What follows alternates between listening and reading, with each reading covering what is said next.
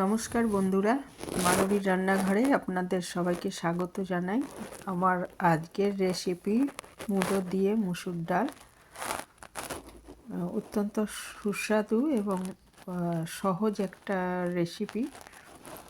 শীতের সময় এটা আমাদের করা হয়, কারণ এই সময় নতুন মূলো পাওয়া যায়, আর অন্য সময় পাওয়া গেলেও অতটা ভালো লাগে না খেতে। আর ধনেপাতাও এই সময় স্বাদ অনেক বেশি হয়। তো এটা আমাদের শীতকালেই সাধারণত করা হয়, তো খুব সুন্দরই হয় খেতে। ভাতের সাথে যেমন ভালো লাগে, এটা কিন্তু রুটির সাথেও ভালো লাগে। এর জন্য আমি 1.5 কাপ মতো মুসুর ডাল আর মূলোগুলো আমি এরকম ডাটা সহ একটু রেখেছি, কারণ এটা বেশ ভালো লাগে খেতে, ডাটার মতো অংশটা। আর একটু ধনেপাতা, কাঁচা লঙ্কা এগুলো নিয়েছি।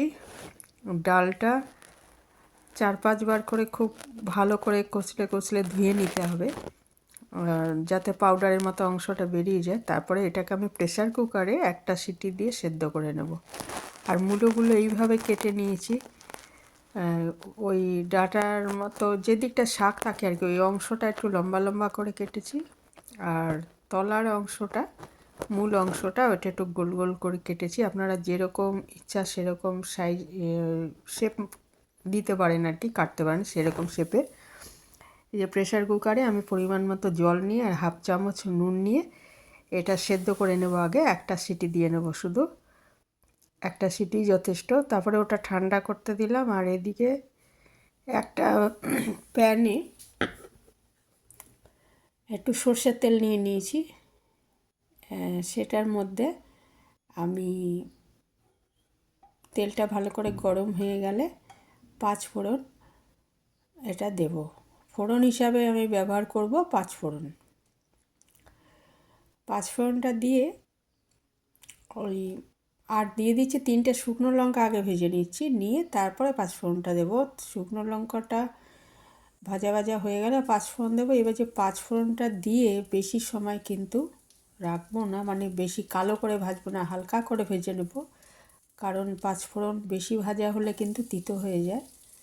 তারপরে ওই মূলোর টুকরোগুলো দিয়ে দিলাম। ওই যে লম্বা মতো কেটেছিলাম যে গোড়ার দিকের অংশগুলো, সেগুলো আমি ডালের সাথে সেদ্ধ করে নিয়েছি।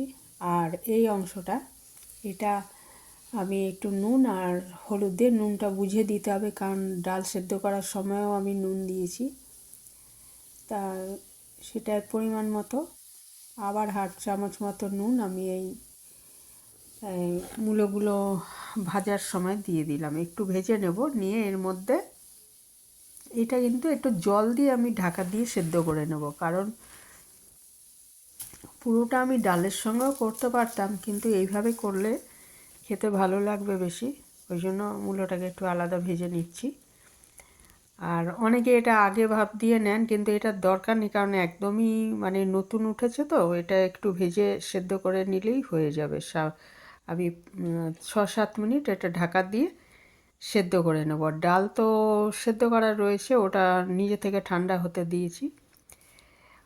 ওদিকে ডালটাও হয়ে গেছে, আমি একটা পাত্রে ঢেলে নিয়েছি প্রেসার কুকার থেকে। আর এদিকে এইটা 7 মিনিট মতো পরে এসে আমি দেখলাম যে এটা সেদ্ধ হয়ে গেছে মূলোটা। ফোড়ন তো আমার আগেই দেওয়া হয়ে গেছে মূলোটা দেওয়ার সময়, কাজে এর মধ্যে আমি এবারে ঢেলে দিলাম ওই সেদ্ধ করা মুসুর ডালটা। এর মধ্যে কিছু ওই মূলও আছে, তো এটা দিয়ে ঢেলে দিলাম। এই সময় ইচ্ছে করলে নুনটা একটু চেক করে নেবেন, আর নুন আরও লাগলে দিয়ে দেবেন। আর ইচ্ছে করলে সামান্য একটু মিষ্টি, মানে 1 চামচের 3 ভাগের 1 ভাগ এটা মিষ্টি দিতে পারেন।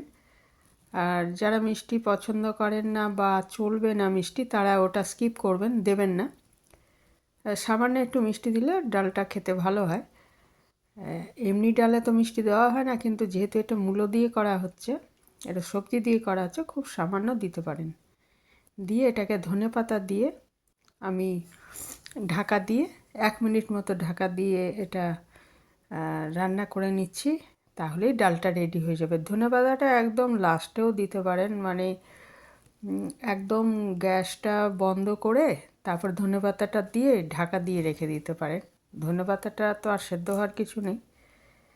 তো এই ছিল আজকে আমার সিম্পল রেসিপি। কারা কারা এইভাবে বানান আমাকে জানাবেন। এটা ভীষণই ভালো হয় খেতে, সহজ কিন্তু খুব সুন্দর একটা রেসিপি।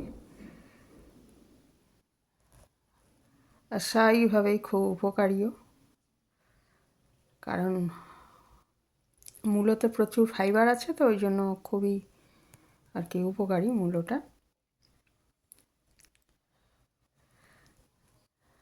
তো এই যে এইরকম হবে ডালটা।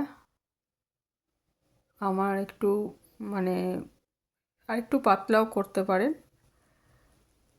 আমার এরকমই ভালো লাগে বলে আমি এইরকম করেছি আর কি। ভালো থাকবেন সবাই, আজ এখানেই শেষ করছি।